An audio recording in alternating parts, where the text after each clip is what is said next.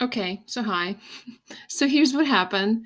I was in the process of recording, and I've had abrupt experience of losing power and losing internet for a few seconds. So, which is sad because I was getting so close to the finish line. I was so close with finishing my story. So here is like the last 10 minutes of what got cut off due to my power outage. Anyways, I was wrapping up the story about Marie Antoinette and how this march of 7,000 of French women occurred, but it was unsuccessful for women because they did not reach their target.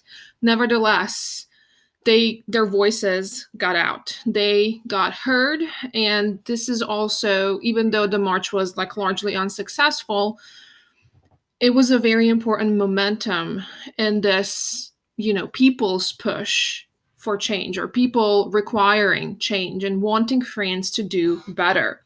But the French Revolution will actually continue in the following months because the National Assembly will begin to now finally draft or construct the France's constitution. And the drafting process itself began in the 1790s, and it was revised many, many times because French people were hoping that they could get Louis the 16th to kind of sign it and to kind of approve it.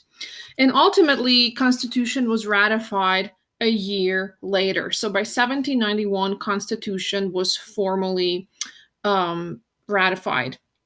And here are some or a few of the provisions showing to a certain extent what kind of changes were brought about with the French Revolution. Because first, the absolutist monarchy, according to this new constitution, was abandoned, and it was replaced with something new and something different called constitutional monarchy. Now, make no mistake, this is still not like the representative democracy that the French revolutionaries were hoping for, but it's kind of like the first stepping stone towards it. It's kind of like a compromise between democracy, or what eventually will become democracy one day, and a separate extreme being the absolutist monarchy.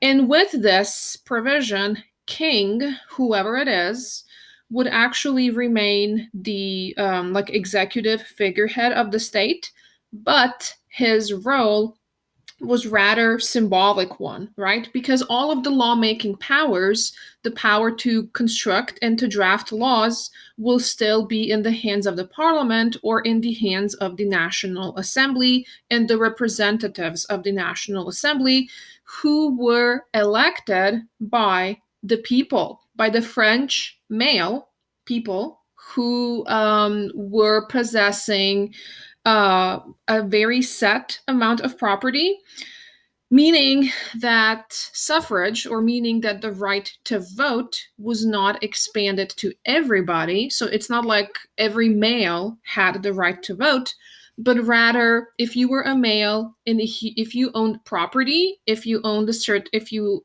had certain amount of money, then you will be granted voting privileges. And overall, this counted for about 50% of male population, making them eligible to vote. Okay. But so we have this constitution, the change has been brought up, but there was still something missing.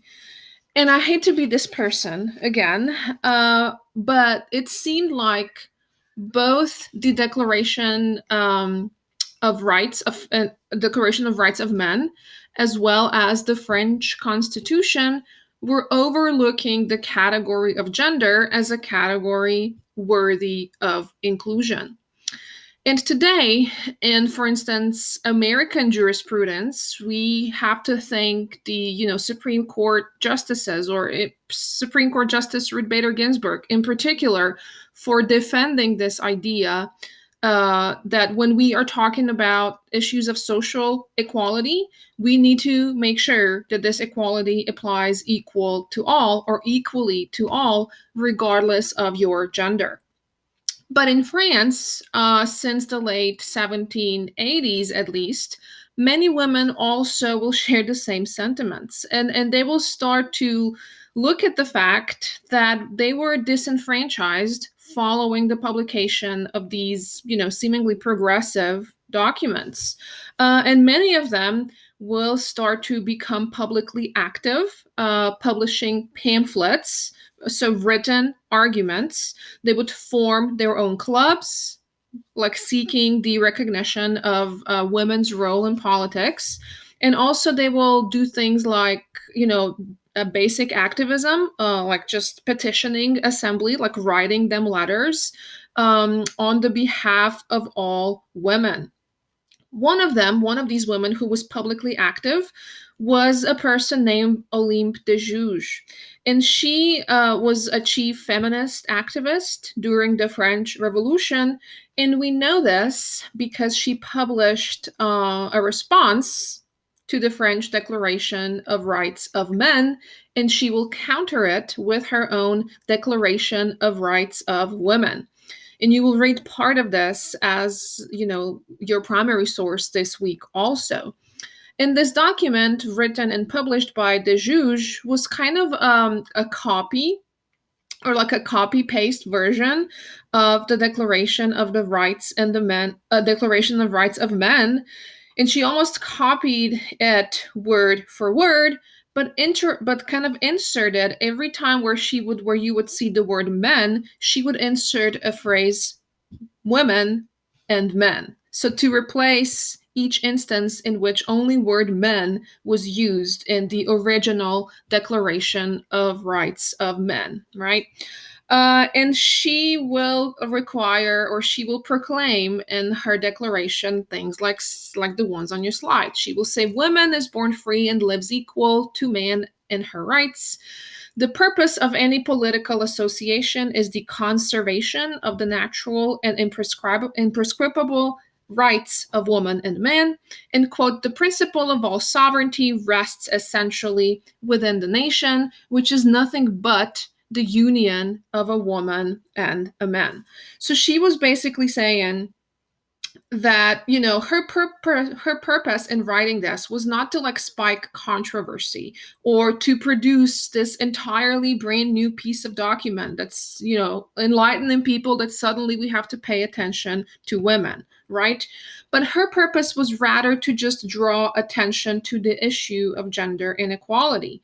She will say, well, if you're going to be producing these progressive documents, such as Declaration of the Rights of Men and the French Constitution, then you cannot be protective just of men. Or also likewise, you couldn't be protective just of women. It's not exclusionary. Gender should not be exclusionary. She will say French Revolution and documents coming from the French Revolution need to include them both jointly, as, together as one. And not to be like singling out, oh, this is for men and this is for women. No, we have to come together and and these rules have to apply equally to all of us, regardless of our gender.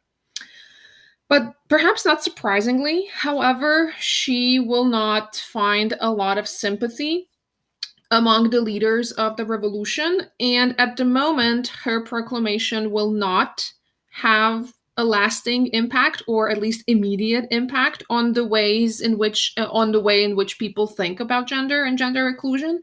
But rather, it will take another 150 years for women in France to gain the right to vote, to gain suffrage. And however, even though it didn't have immediate audience, even though the Juge did not have immediate audience, at least for the time being, there was at least someone raising these questions and kind of paving the path for the long journey of women's suffrage, meaning the women's right to vote, as well as gender inclusivity. This is where I wanted to finish, where I left you off last time. I'm sorry about the cutoff and the weirdly arranged last few minutes of this lecture. However, this will be your only lecture this week, alongside with the first one I published, which is supposed to be part of this one, continuation of this one. And when you come back next week, I will continue talking to you about the French Revolution, how French Revolution turned radical.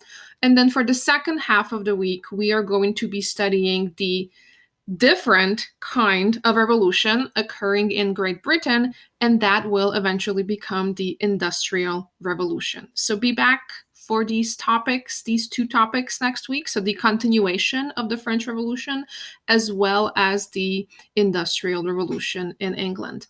Until then, I hope you will have a wonderful day, and I will see you next week. I hope. Thank you. Bye-bye.